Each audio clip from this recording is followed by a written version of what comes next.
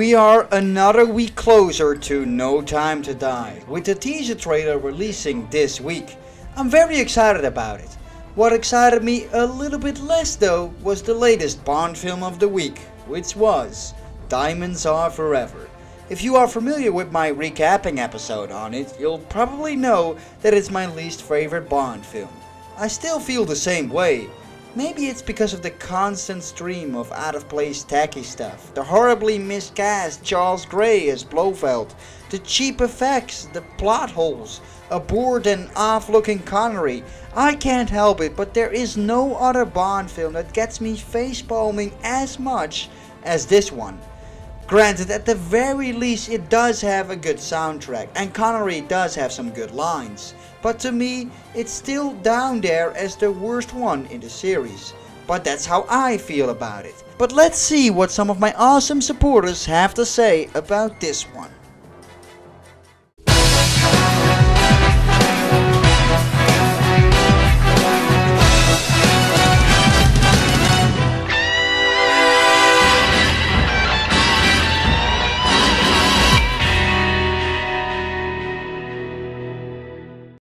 Diamonds Are Forever, 1971, directed by Guy Hamilton and starring Sean Connery.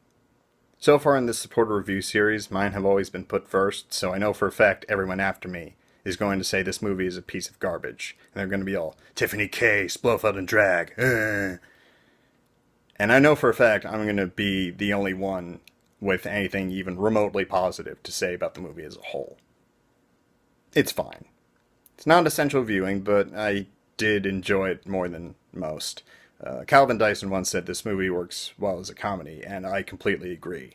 Like the moon buggy chase, Blofeld and Drag, some of the best dialogue in the franchise, I'd say. Like, that's the kind of stuff you'd see in a comedy or action comedy. The title song by Dame Shirley Bassey, fantastic. I think that's the one of the few things everyone can agree on. It's funny, after George Lazenby, the producers were like, no, don't go away. We swear that was just a one-off thing. You like Sean Connery, right? We'll get him back. We'll make Goldfinger again. You love Goldfinger, right? We'll get Sean Connery back. We'll get Guy Hamilton back. We'll get Dame Shirley Bassey back. Please love us again. So there was some stuff that keeps this movie from being great, but I didn't mind it. It's okay. Diamonds Are Forever is what I'd call the first real dud of the Bond series. First of all, Sean Connery, he's back, but he's oddly out of shape in this movie, and he looks about 5 years older than he actually is. Sure, his comedic timing is still pretty good, but he's far from his glory days in Dr. No through Thunderball. Also, this movie has Charles Gray as the most hilariously miscast Blofeld ever. And a lot of the action in this movie, aside from one pretty good fight scene with Bond and a diamond smuggler, it's really weak. For example, we have a moon buggy chase that is hilariously unexciting, and a final battle at the oil rig in which Bond does nothing but dig around with a crane. And furthermore, this movie takes the comedy way too far. There's the gambling elephant, there's Bambi and Thumper, and even the car chase in Las Vegas is pretty much played for laughs. And even a lot of the supporting characters, they seem to act like they're in a Monty Python movie.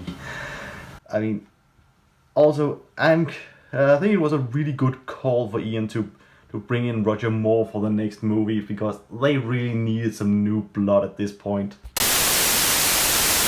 Diamonds Are Forever. Boy, where do I begin with this one? In a nutshell, Diamonds Are Forever is all the crap that Bond films put up with, and it's served in this one film. The story is simple enough, but it's presented in such an overly complex way that I begin to wonder why. Surely a timing issue must be the reason. I've complained about pacing in some Bond films before, but this film really takes the biscuit of not being slow-paced, but being a mess of it all.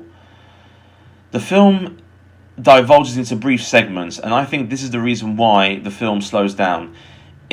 Just look at the beginning when Bond goes to see Sir Donald. I mean, the cutting to and fro between Bond, M, and Sir Donald's meeting, with the episodes involving the dentist and the old lady from South Africa, just slows the film down, in my opinion. The film is absolutely terrible in look. I mean, it literally feels like it's camp leftovers from the 60s, and it's going rotten on screen. And character-wise, this film's lame duck completely. I mean, aside from Winston Kidd, who are interesting in their own right, all the main characters are just gaudy and past it. Blofeld has become a caricature, and every time Charles Gray's on screen, I'm waiting for him to jump on his desk and show the audience how to dance a time warp. Jill St. John looks okay, but her character is absolutely tragic. However, the biggest culprit here is Connery himself. He came back for this one last official outing. He's being paid a record amount of money at the time, and he is acting as if he doesn't give a crap. From the main credits, Connery is supposed to be playing James Bond 007, but in reality he's just playing himself at the time. I mean, and I think personally he must have been going through an identity crisis. Who on earth would star in Zardos? I don't know. And if you haven't seen Zardos, see it, and you'll know exactly what I'm talking about. Connery in this film looks dishevelled. His misplaced toupee, his greying sideburns, not to mention his stomach as a result of one too many brandies over the years. And not to mention the chemistry he has with Jill St. John's Tiffany is absolutely laughable. I first saw this film when I was a kid, and I didn't even finish it when I first saw it, because it was just so dull and boring that I gave up. The film is dire in look and execution. The look of the film is absolutely dreadful. The story and the pacing is told in a convoluted manner just to make time, and the leading man is past his sell-by date. In a perverse way, I'm kind of glad Connery tried one more time with Never Say Never Again. Sure, that film was awful, but at least Connery looked great and he was energetic, and he actually played James Bond. Diamonds Are Forever is probably the worst Bond film probably the worst Bond film of the series. I mean, some people say that Die Another Day is terrible, but at least that film had a good beginning. But Diamonds Are Forever, well, it's just daft.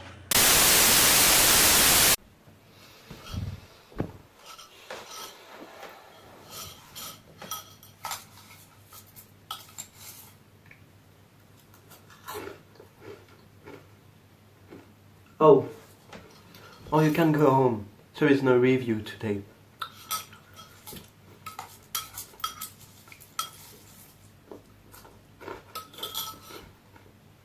No, please go home. I'm not going to make a review. Go home.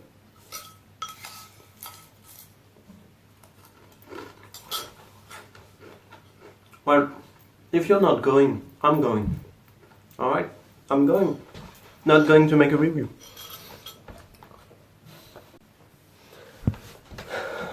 Oh, you're still here. Well, I'm going to do this review. But because this movie doesn't give a fuck, why should I? So I'm doing this review in pyjamas, alright? So, what do you think about Her Majesty's Secret Service? Well, I think it's really great, I really love this movie. No, you want me to talk about Diamonds Are Forever. Can't you see this whole movie made me depressed? Well, I mean, it's not good. It's trying to be funny, but it's not. There are a few good lines and a few good scenes, but these are micro scenes, like of 2 minutes, and you have to sit through a 2 hours movie. The moon buggy is painful, the whole scene. Sean Connery doesn't give a fuck as well. You've got scenes like this. No, I don't really like this movie. And a lot of other members of this community are gonna say why in more details. But I'm just going to stop here. It's not good. And yeah, sometimes, Roger Moore films have a bit of a backlash because they say it's too corny or trying to be funny or whatever. But have you seen this one? This one is trying to be funny, and it's not funny, and it's not good. So yeah, I really don't like this one, sorry. But I'll see you for the next one, Live and Let Die, one of my favorite. So I'll see you then, and I hope I will not be depressed by this one. Right, see you. Diamonds Are Forever, number 7. Having to re-record this because I may have broken off into quite a bit of a swearing rant. First off, Connery, only reason to watch this, top form, hilarious, just good fun. Basically makes it watchable. Charles Gray as Blofeld, horribly miscast, especially coming off the other 3 actors who have played him. John Barry's score is pretty good. Not a fan of the title music, but it may grow on me. Lots of continuity errors with the rest of the series, obviously. Just very uneventful film, to be honest. Just bland, dull.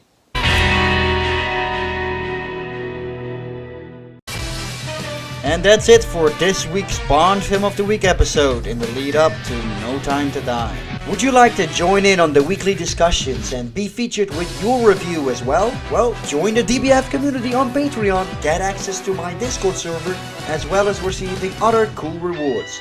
So feel free to send your video review on Live and Let Die this week by joining the DBF community, and I'll be very happy to feature you.